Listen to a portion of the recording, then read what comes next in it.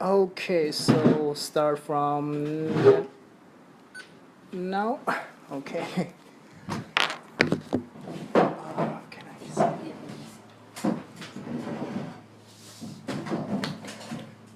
All right, my notebook.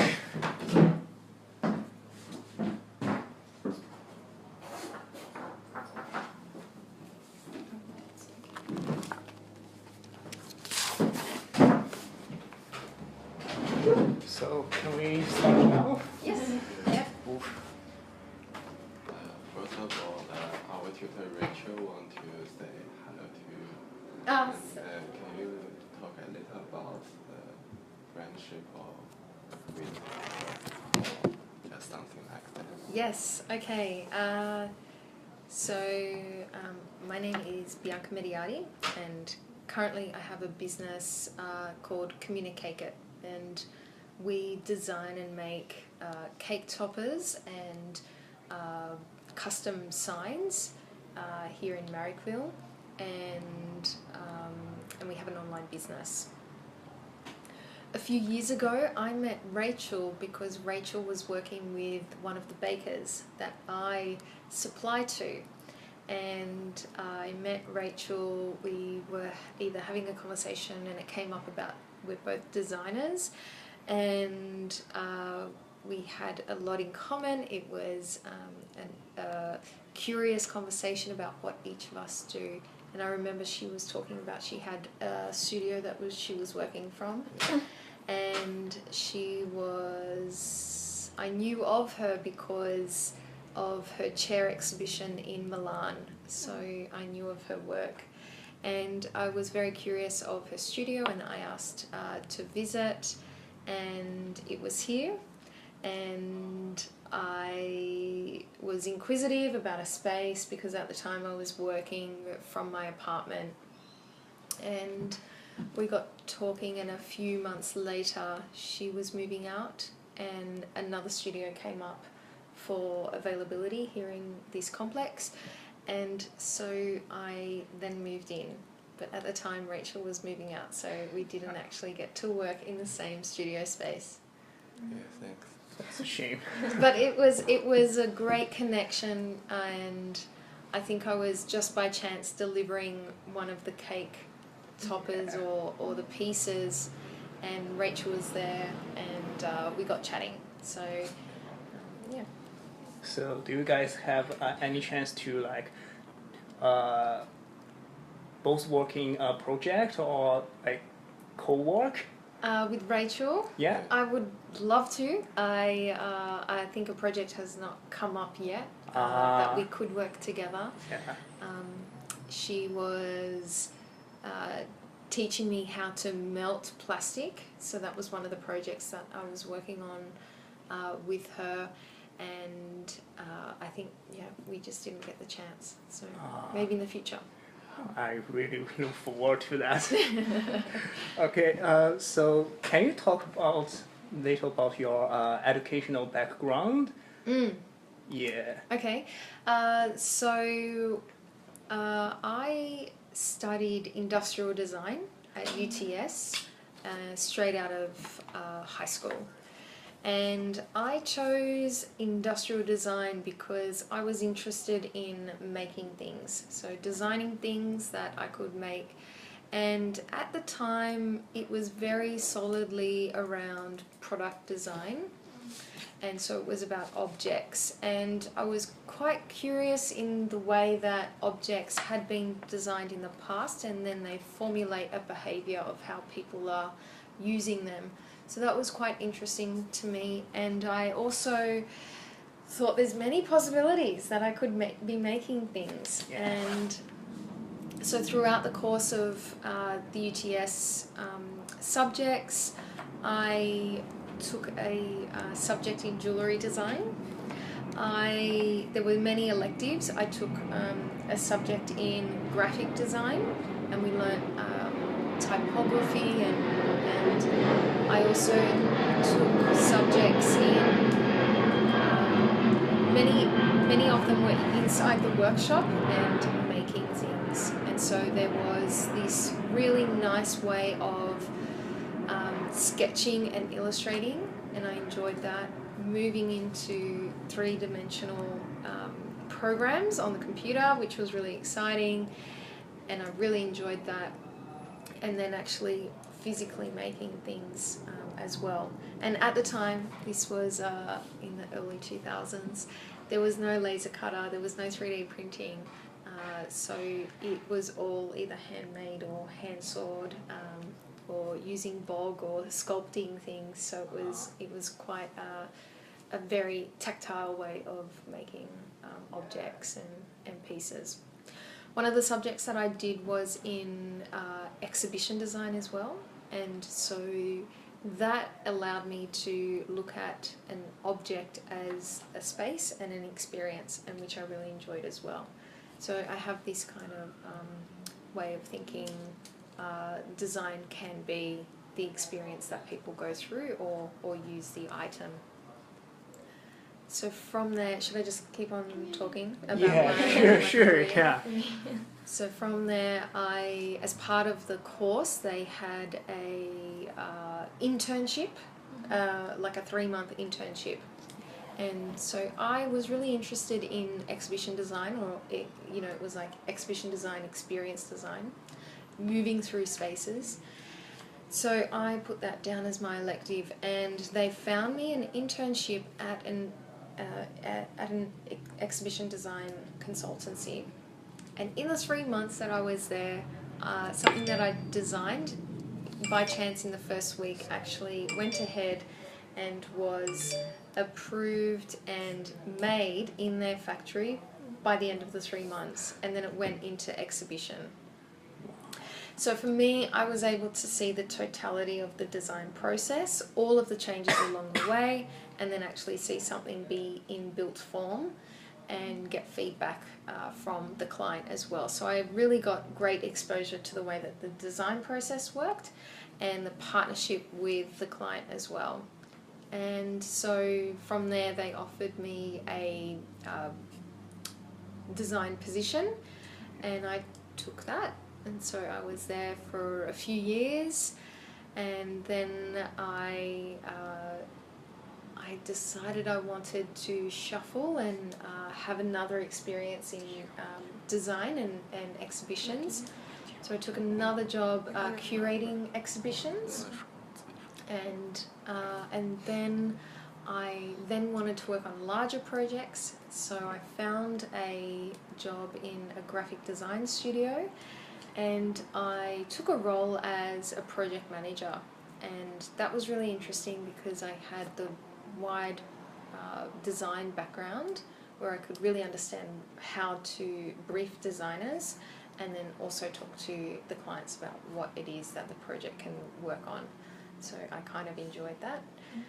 While I was there, I was also working on just a side project where I was trying to design a new form of a candle, and it was just a project of mine that I wanted to work on, and I was finding a whole bunch of suppliers. In that time, a friend's birthday came up, and because I had these supplies in laser cutting and moulding, I created something for my friend's birthday, and it was the cake topper, and it sat on a cake, and it was really fun, and her surprise and reaction was really nice.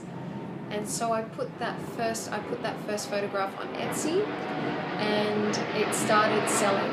So I kept this kind of side business while I was working there, and in parallel with that, that was growing.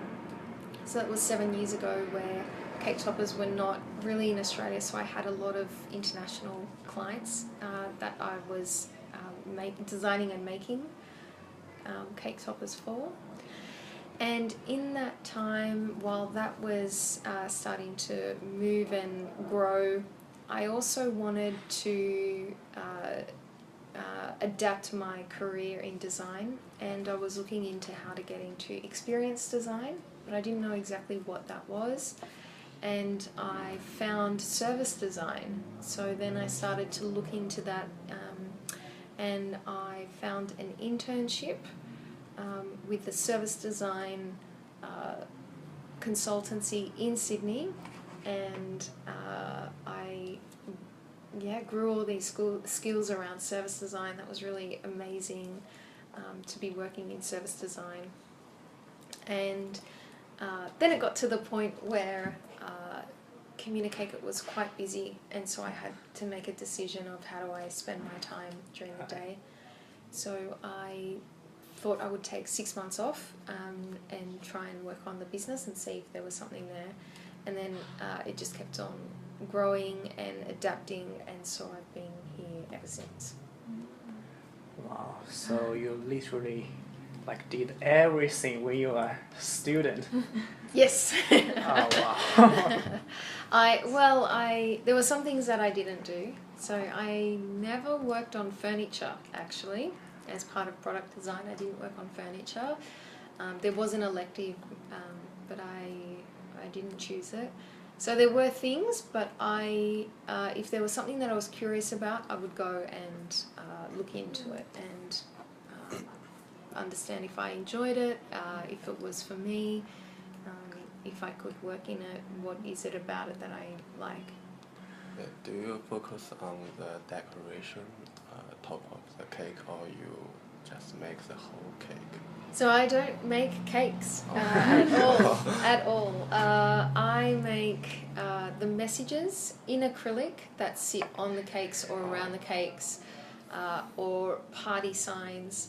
So I have quite a niche in the way that the product is working, but it's all about events and occasions, and I'm customizing a message. I design it up, make it in acrylic, and we ship it out. And so we have an online store, and then that is the way that we are taking orders. Well, so do you have any design philosophy or principles when you design? So what I understand as I'm designing is how will people use the product, and what is the product doing for the person.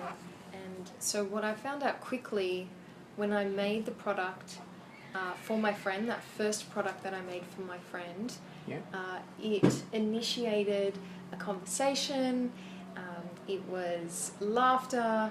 So my philosophy is design can bring a moment, a celebratory moment to someone. It can bring joy. It can facilitate the way that either people are using things for better, and I guess that's what I believe in. And so that if you look at that design philosophy of how does design make things better for people, I have adapted that throughout the business. So in terms of the materials that I use, the messages that I work with, I want them to be fun, I want them to be meaningful to people. I think designing a product it needs to be meaningful for somebody to actually want to keep it or to purchase it in the first instance. The ease of understanding what the product does is also crucial to my design philosophy. So what I found out quickly in my business is my first shop online, when I was designing a product and showing it online, I needed to show the product in situ.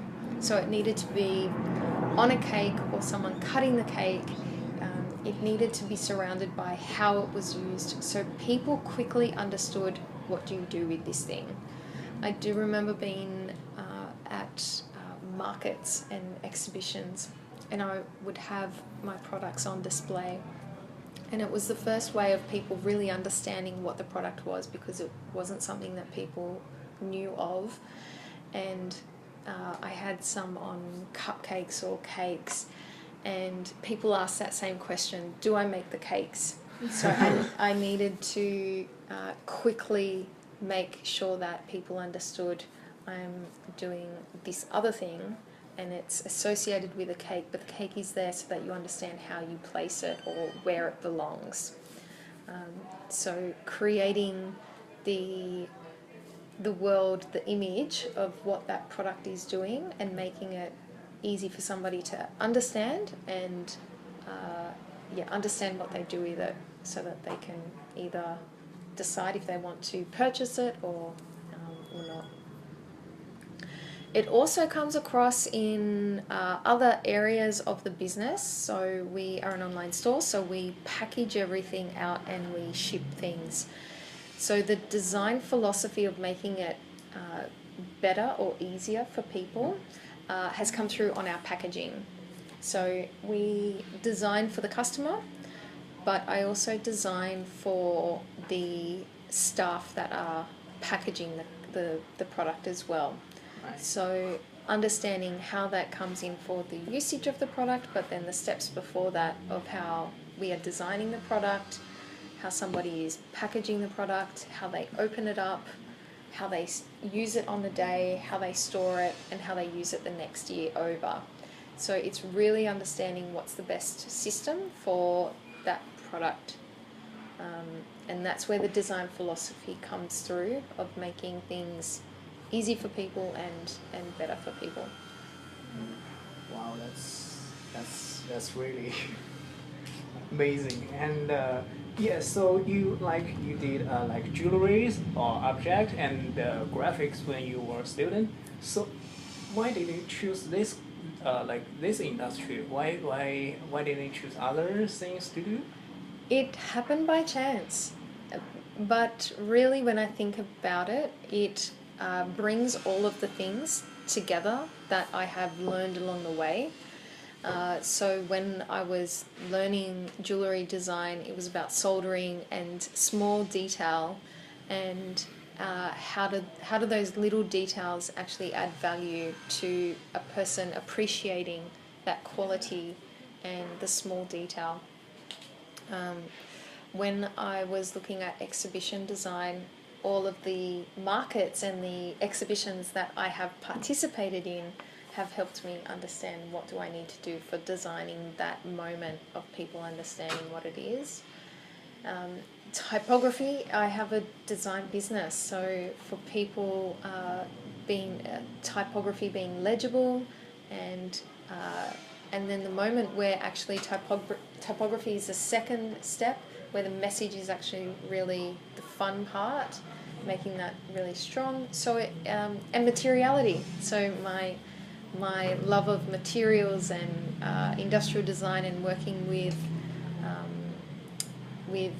different finishes and trialing things and prototyping, I think that strong sense has come through. So it's one of the things where I had this other idea that I wanted to work on, and that kept on failing, and so that never took up. So this is not my first kind of attempt at a business. This is one of the businesses that it kept on going, and I kept adapting it as either the customer asked for different things, or as I wanted to change things, or as problems came up, I was adapting things along the way. So it's a formation of things that have happened. And so right now I'm servicing the cake industry and the wedding industry and the party industry, and that's because it's the people that are using my product. So it's it's a product design that has ended up in this celebratory industry. Yeah. And that's actually coming back to me as well, these are the people that understand the product, need the product, and use the product, so that's who I'm working with for this. Yeah. So were you nervous when you first display your products? Yeah. Nervous? Sorry? Were you nervous? Yes. Yeah. Yes. So I started with an Etsy shop, Yeah. and the Etsy shop required you to have a shop name. And my first thought was that I could have the shop name as Bianca Designs or something. And actually, I was so nervous and so unsure about what this is. I didn't want my name with it because I was scared of what will people think, and sometimes the design is not beautiful or working, and will I be judged? So I eliminated every part of the business that had my name on it, and I created the business name, so Communicate It. And when I would sign off emails or say thank you to someone, I would only initial B. So, and at the start, I didn't really talk about it too much because I was like, oh, it's only a small thing, and if it fails, then I won't be losing too much because I'm not talking about it too much. So I was very nervous, and But you made it. You succeeded. It's still going and it's still evolving. So yeah, and there was a point where I thought actually I can sign my name and I can own it, and I can either start to show my face on Instagram, and I have a sense of pride about it and all of the things that I have grown in the midst of it. So do you want your name on your product now or brand? I do have my name on the product, and I have my name on business cards, and and it works in both ways, that people will understand that it's a person behind the brand, and it's a person that is designing it. It's not from a distribution company. It is people that are working on this business, and you're buying from a person that truly has a passion about designing and making cake toppers, and having a small business as well. Yeah. So, how do you get your initial capitals? Capitals as The money, the startup fund. Yeah. Yeah. How do you get that? It was all personally funded. So the first prototype that I made was for a friend, and I funded it. The photograph from that I then created online, and the sales that come through are then processed to actually make the orders. And most profits go back into the business to reinvest in the business. So it's self-funded business. And it's probably a philosophy that I'm trying to adhere to, of how can you make the business work without having investors in as a committed way of funding the business. Yeah. So, have you ever had issues with financial, poor, capital liquidity, or if so, how did you handle that? So the way that I have grown the business is the business and the economy of the business has dictated how much time and effort I put into it. So at the start, it was my time that I was putting in, Saturdays and after hours of work, and all of that time was unpaid. However, I wanted to do that work to understand if there was a business capacity there. Yeah. And so I started with an ABN, and there was a point where my accountant said, so this is no longer a hobby, that you're making money from it, so you can claim your expenses and start to put in place a system where I'm able to do that. And so I am always on top of finances and understanding what am I investing in, how much time is going into the business. It's understanding the costs of my suppliers. So my acrylic, the biggest change of, so there are moments in the business phases that I think, oh, I'm worried again or I'm nervous. And the biggest one that I can think of is when I purchased the machine. It was a large investment, but I wanted to understand if I change the way that I am, so I'm no longer outsourcing suppliers, I'm actually creating it in-house, can it actually mean that I'm generating a different style of income for the business? Yeah. So it is all just an experiment, a test of if I'm creating these products, will they sell, and trialing it. And I try as much as possible to do a made-to-order business. So that's why it's definitely a way of understanding what do people want by photographing things and prototyping things. As they purchase, then I'm making to order. So I have a low stock on hold on hand so that I can not need to raise capital for that. I have a question on how do you price and value your work? So at the beginning, I priced it based on material cost, cutting cost, because it was all outsourced, so I could quickly understand that. And then I added on a postage cost, and I sent my first one off, I think, to the US or Poland, and I was really happy with that pricing structure. What I didn't understand is once one order is very different to an order of 5 or 10 or a bulk order. And so then I had to review my prices after that first year, because I was then understanding how much time am I putting into designing the product, going and picking up the product, finishing the product, the cost of sticky tape and the cost of bubble wrap and boxes and taking it to the post office, and having this understanding of these are all of the things that contribute to this one product.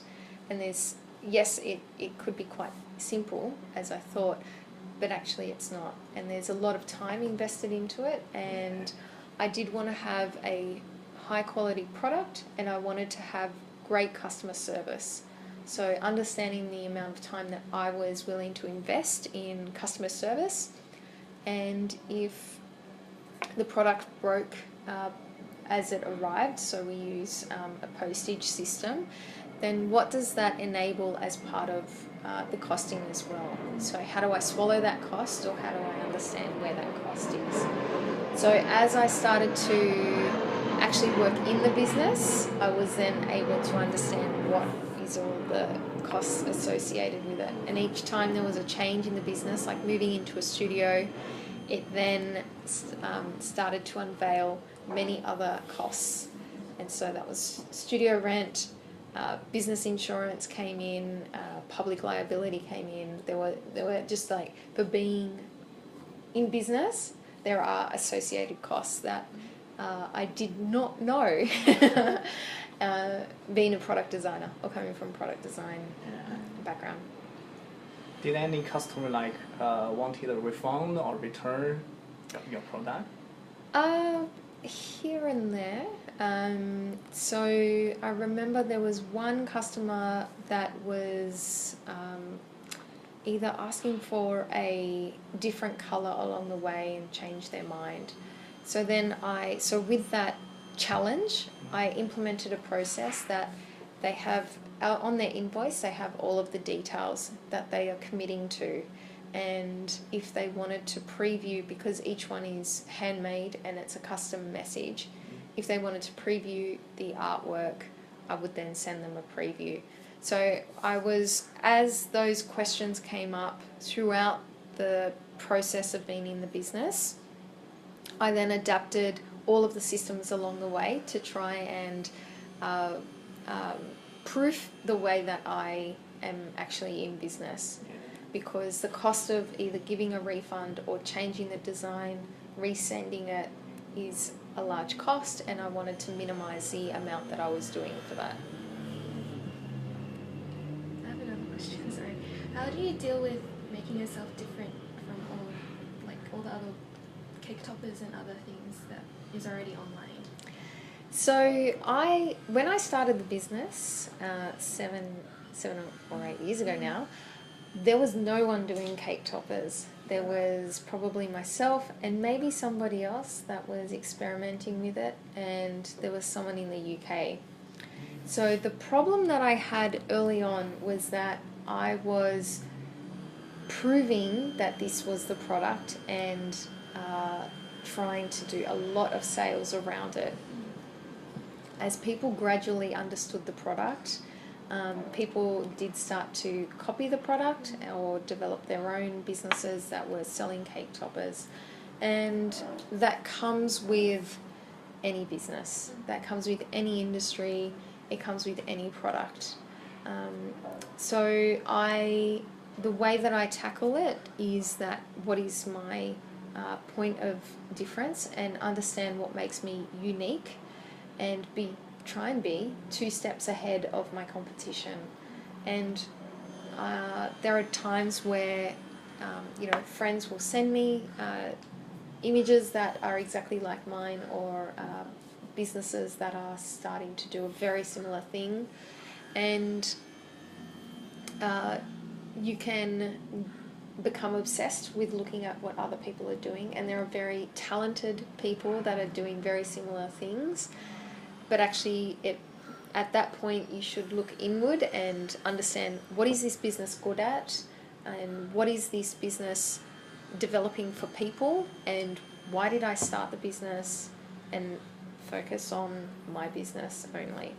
So there's ways to tackle it, and every design studio will go through it. Every business, every cake business, cakers have this challenge as well. Illustrators have this challenge. Potters have this challenge. So there's products that will look very similar. It's part of the human spirit of designing things, that there are similarities. The difficult thing is when you're so different, you're playing in another field where you have to prove what this product is doing, and the audience will eventually catch up, and there will be buyers, and then there's more competition that will come up as well. So have you tried to sue a copier? So a couple times people have used my images on their own businesses, and used my images for the sale of their own items. And so there's different ways. So there's the Australian Arts Commission that created a letter of cease and desist. So it's not okay to be copying somebody's work, to be using images as your own, to be claiming that you can create something that is not your own, that's somebody else's. And if you're not giving credit to the original designer or artist, that's not okay. So there are letters in place that you can send to other businesses to give them the sense that it's not okay, this is illegal, and morally and ethically not the way that competition actually works. Most of the time, people have simply taken down those images, and either it gives them something to create on their own and they become more unique, or they're not in business. But it is not okay, and so the way around it is there are progressive steps to go through before you need to take that huge legal action. But legally there are smaller steps and incremental steps where you're able to give warnings or have a conversation about what it is that they're making is not right. And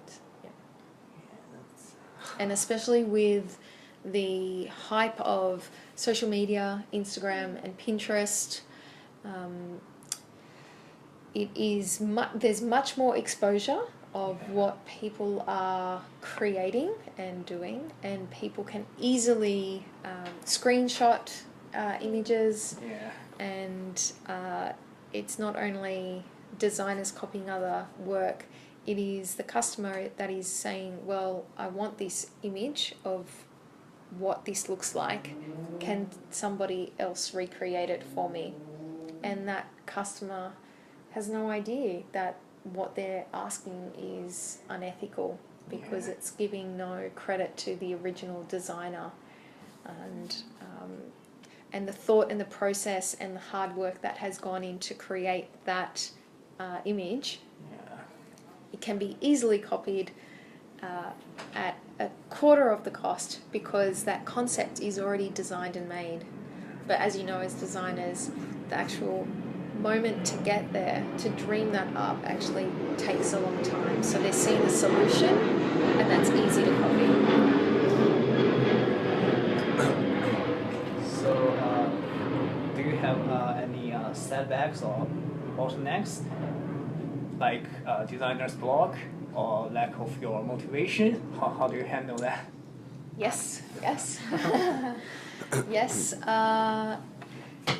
Yes. So there are times where I want to innovate, and I want to stay ahead of what's happening in the industry, and I also want to design new products as well. So I am always trying to rethink what it is, and I find with designer's block, actually, it's not about sitting at the table and having no ideas. At that time, you should either take yourself out of that moment and talk to someone, talk to a customer, and actually unravel what the problem is. Because as soon as you can understand, what am I designing for, who am I designing for, the solutions start to open up, and so then you can quickly get out of the designer's block. There's also a way of like prototyping and just experimenting. It can actually mean that you're getting into the motion of doing things, and by doing things you start to create more and be playful and start to work on things. But tackling designer's block, it will always happen, and it's knowing to stop yourself in that moment and get yourself out of that time and try and tackle it in a different way. Yeah, so what would you do if you realize that you are distracted to another things than your designs? If I'm distracted? Or for example, I play video games a lot, right? Okay. And I actually don't have much time spent on my designs. So, do you have any similar situations? Yes, I have. So I can be distracted with something else and not work on the actual work that's there. But what happens is I end up working late into the night, and I'm not creative at that point. So I know I am motivated, and I actually, the design philosophy is I want to help people, and so if I'm doing those other things, I'm not going to be able to help people. So I'm passionate that I want it to work. And so I have set rules in place that I am working when I know I'm best to work. And sometimes that does fail. I'm human, and I would get designer's block. I will procrastinate, and I will do other things. But what I do know is that I am most creative in the morning, and I need some sort of routine. So when I started working on Communicate It one day a week from home, I gave myself the commitment that I'm going to wake up, have a shower, have my breakfast, get dressed, Yeah. and start by 8:30. And that is a non-negotiable because I'm taking this seriously. This is seriously what I want to do. And I think once you kind of know that I want to really give it a red hot go, then you do. You do. And so other things will fall by the wayside. Yeah. And I remember it was a Friday that my machine was delivered. So, and Friday they were setting it up, and I just wanted to play with it. So I kept on playing with it, and it was like Friday, 10 p.m. It was dark outside, and I missed a dinner with friends, and I completely got lost in the moment, and it was silly because I could have done that on a Saturday the next day. So it's just understanding what your priorities are. And you might want to do 20 things in a day, but somebody mentioned write down all of the things that you need to do in that day, because only 5 of them you'll be able to achieve. And do the hardest one first, because if you keep on pushing away the hardest thing, then it will slowly snowball and it will be too hard to tackle. Yeah. So chip away at it and make it the first thing that you do. Okay. Or outsource it. So if you don't have the capability, just be real with yourself that, okay, I think I need to update my website and I just need to outsource it because I don't have that capability to make it move into the next level. I've only done what things that I can tackle. Can you talk about the future? What will you do to develop your design practice maybe in the following 2 years or 5 years? So what I have in mind is I'm working through a strategy of what makes Communicate unique, and I am starting to unravel what are the unique selling points of Communicate and starting to add value like an onion of all of the bits and pieces that I can grow with the business and add to the business. It's all a testing ground though, because these are things that either I understand I want for the business and that I can do, or how do I bring other people in to support that. And I also need to match it with what the market needs as well, because if nobody is going to buy that or pay money for these things, then I will not have a business. So I'm trying, it's that onion of trying to find things and peel away at what it can be and adapt throughout. So the next couple of years I'm really testing what I can do. I've introduced signs. I understand what my market is wanting and when they need it, so I am trying to match that with what capability I can do. Will you expand the scale to a large company, or you will stay just studio for qualities? I enjoy working with the business, on the business and in the business. So I would like to it to grow, yes. I would like it to grow, but it's all dependent. So it's all dependent on the finances. So I am trying to service what people are asking for and matching that with what either my skill set is or what I can create for them as product. So it's all a juggle. Yeah. Do you have a team of people, or is it just by yourself? I work with 2 other people, and so I work with someone 4 days a week, and she's my production manager, so she's on top of all things production. And I also work with someone that comes in and she helps with boxing and packaging.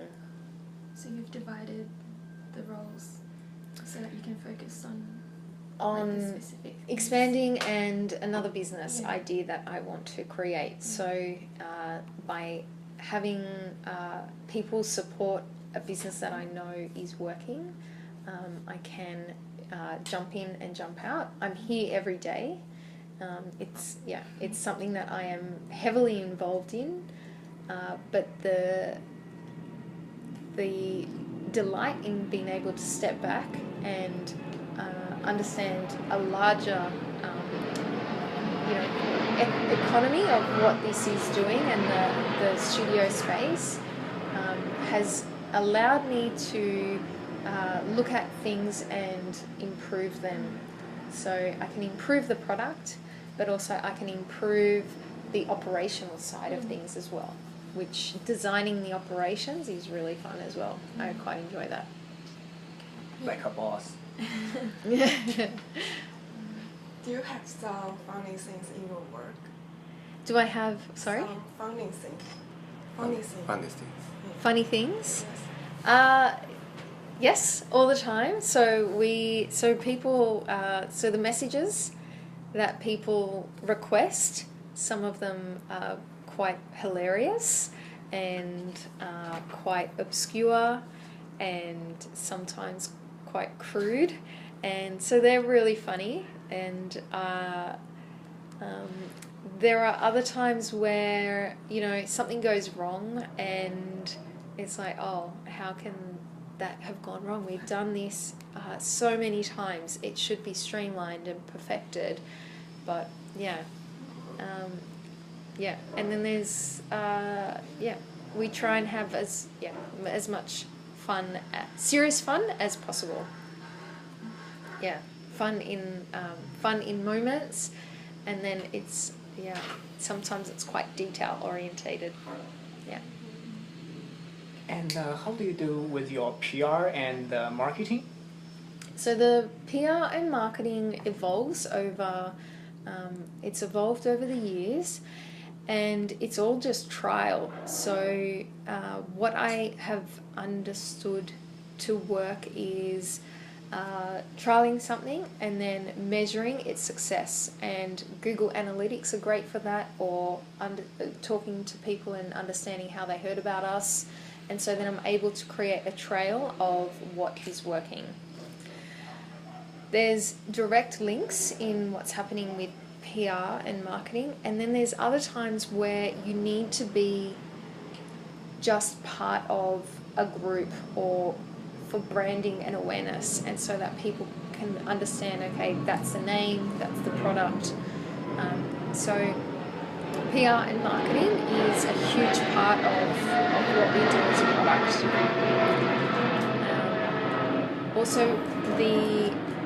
So we have a number of distributors. So we wholesale to cake stores and bakeries and party stores. So as part of that, we need to make sure that we can align ourselves with the same type of quality, personality and shops. So that's really important as well. So making sure that it's targeted of what our PR and marketing is doing. Yeah, so how do you do your advertisement and distribute it? So the advertising, we have a number of ways that who we are advertising with, and we look at a variety of digital and print mediums and try and associate ourselves with that. We also try and collaborate a lot with party stylists and decorators, and so it's ever evolving. So there's no one answer for this is the way that the PR is working or the marketing is working. When I first started, I was buying bridal magazines and cake magazines and Shop Till You Drop, and I would look up who the editor was. I would email them, I would send them a cake topper, I would phone them, and slowly I would get an appearance somewhere. Any luck? Yes, I had some luck, and I've been shown in a few magazines. It's all part of it. So you can work and work, and it's all that behind the scenes of this is what a cake topper is, so that you're showing the market of what is available. Were you nervous when you show them? Absolutely, yeah, absolutely. I rewrote that email 5 times, and but they're just people, so actually it's surprising how people can give you a go. So do you ever feel ready to start this business? No. No, there's a hope that I'll be ready for either this next step, or I when I'm ready I'll be doing that, but you're never ready. Yeah. So you just have to try. You have to try and give it a go. Yeah, no matter what it is, if it's if you're working on a new product, or if you're working on creating a business, it's trial and error, and the most important thing is to learn. So make sure that you are revisiting what you've done to learn, did it work? If it did work, why did it work? If it didn't work, so why didn't it work? Okay. And then use that as crucial research to do something next. Okay. I think that's it. Any other questions? Quite done. Yeah. Thank you It's so quite much a lot. for your time. That's okay. Thank you so much.